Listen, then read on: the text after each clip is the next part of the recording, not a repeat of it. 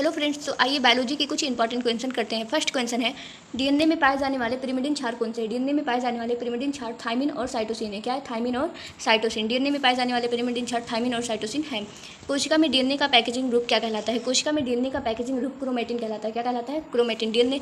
कोशिका में डीएनए का पैकेजिंग ग्रुप क्रोमेटिन कहलाता है। जीनोम शब्द का संबंध किससे है? जीनोम शब्द का संबंध संपूर्ण आनुवंशिक पदार्थ से। किससे? संपूर्ण आनुवंशिक पदार्थ से है। डीएनए की प्रतिकृति में आरएनए प्राइमर कौन बनाता है? डीएनए की प्रतिकृति में आरएनए प्राइमर प्राइमेज बनाता है। कौन बनाता है? प्राइमेज बनाता है। किस आरएनए में एंटीकोडॉन उपस्थित होता है? टीआरएनए में एंटीकोडॉन उपस्थित होता है। टीआरएनए में एंटीकोडॉन उपस्थित होता है। टीआरएनए में एंटीकोडॉन उपस्थित होता है। डीएनए की प्रतिकृति सबसे पहले किस वैज्ञानिक ने प्रस्तावित की थी? डीएनए की प्रतिकृति सबसे पहले वाटसन और क्रिक वैज्ञानिक ने प्रस्तावित की थी।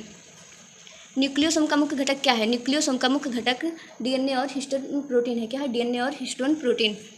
डीएनए की प्रतिकृति के दौरान डीएनए स्ट्रैंड को खोलने वाला एंजाइम कौन सा है? डीएनए की प्रतिकृति के दौरान डीएनए स्ट्रैंड को खोलने वाला एंजाइम हेलिकेज है। क्या है? हेलिकेज।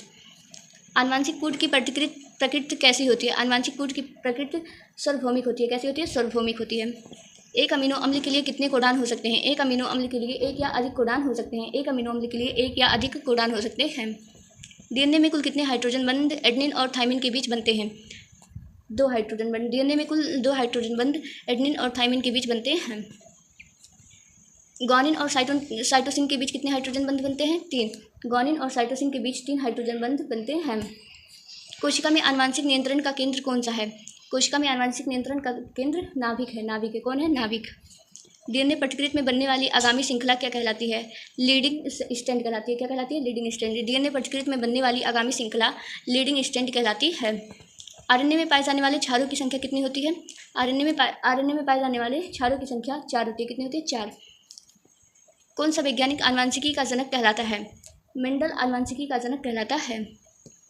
डीएनए की प्रतिकृति में पीछे रहने वाली श्रृंखला क्या कहलाती है? डीएनए की प्रतिकृति में पीछे रहने वाली श्रृंखला क्या कहलाती है? लैंगिंग स्ट्रैंड कहलाती है। क्या कहलाती है? Lagging strand. जीन अभिव्यक्ति की अंतिम प्रक्रिया क्या होती है? जीन अभिव्यक्ति की अंतिम प्रक्रिया क्या होती है? ट्रांसलेशन। जीन अभिव्यक्ति की अंतिम प्रक्रिया ट्रांसलेशन होती है। डीएनए में उपस्थित शर्करा कितने कार्बन वाली होती है? डीएनए में उपस्थित शर्करा 5 कार्बन वाली होती है। कितने कार्बन वाली होती है? 5।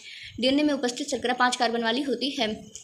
आरएनए मुख्यतः कहाँ पाया जाता है? आरएनए मुख्यतः कहाँ पाया जाता है? साइटोप्लाज्म में पाया जाता है। कहाँ पाया जाता है? साइटोप्लाज्म में। आनुवंशिक कोड में प्रारंभ कोडान कौन सा है? आनुवंशिक कोड में प्रारंभ कोडान AUG है। क्या है? AUG। आनुवंशिक कोड में प्रारंभ कोडान AUG है। कौन से कोडान प्रोटीन संश्लेषण को रोकते हैं? कौन से कोडान प्रोटीन संश्लेषण को रोकते हैं? स्टॉप कोडान प्रोटीन संश्लेषण को रोकते हैं। स्टॉप कोडान प्रोटीन संश्लेषण को रोकते हैं। डीएनए प्रतिकृति के दौरान जुड़ने वाले डीएनए खंडों को क्या कहा जाता है? डीएनए प्रतिकृति के दौरान जुड़ने वाले डीएनए खंडों को क्या कहा जाता है? ओकाजाकी खंड कहा जाता है। क्या कहा जाता है? ओकाजाकी खंड। डीएनए में फास्फेट समूह किससे जुड़ा रहता है? डीएनए में फास्फेट समूह किससे जुड़ा रहता है? शर्करा से। डीएनए में फास्फेट समूह शर्करा से जुड़ा रहता है। कौन सा आरएनए सबसे अधिक मात्रा में पाया जाता है? आरआरएनए सबसे अधिक मात्रा में पाया जाता है। कौन सा आरएनए सबसे अधिक मात्रा में पाया जाता है? आरआरएनए सबसे अधिक मात्रा में पाया जाता है। जीन की वैकल्पिक अवस्था क्या कहलाती है? जीन की वैकल्पिक अवस्था क्या कहलाती है? एलील कहलाती है। जीन की वैकल्पिक अवस्था एलील कहलाती है।